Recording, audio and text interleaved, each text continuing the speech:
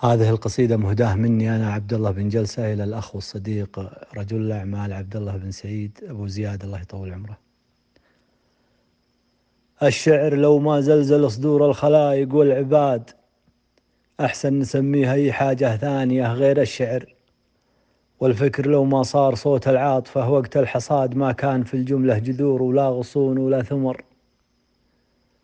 وأنا تراني ما كتبت الشعر من باب العناد رغم أني أنحت من جبال الشعر وأغرف من بحر، لكن رغم المعرفة عندي ورغم الاجتهاد أشعر بتقصيري وعجز الشعر وأشعر بالقهر.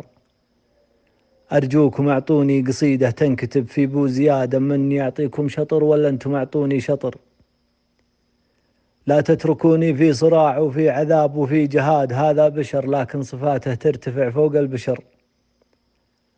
إنسان لو نكتب له الأشعار من باب الحياد البيت وحده في القصيدة ياخذ أكثر من شهر.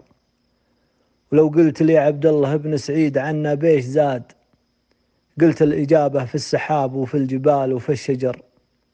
وأنا يا عبد الله عرفتك زين رغم في البعاد، وكنت أشوفك من خلال القلب ما هو بالنظر. أحيانا أتمنى لو الأعمار تنزل في المزاد والله لشريها بدم القلب واهدي لك عمر. ولا تحسب ما فيك عيب ولا معي فيك انتقاد، إلا معي فيك انتقاد ولك خطأ لا يغتفر.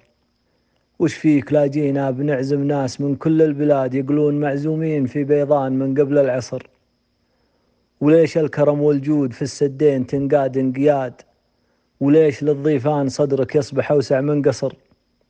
يمكن نعاتب وانت شره لكن العلم الوكاد، إنا نشوف انك جبين الغيم وكفوفك مطر.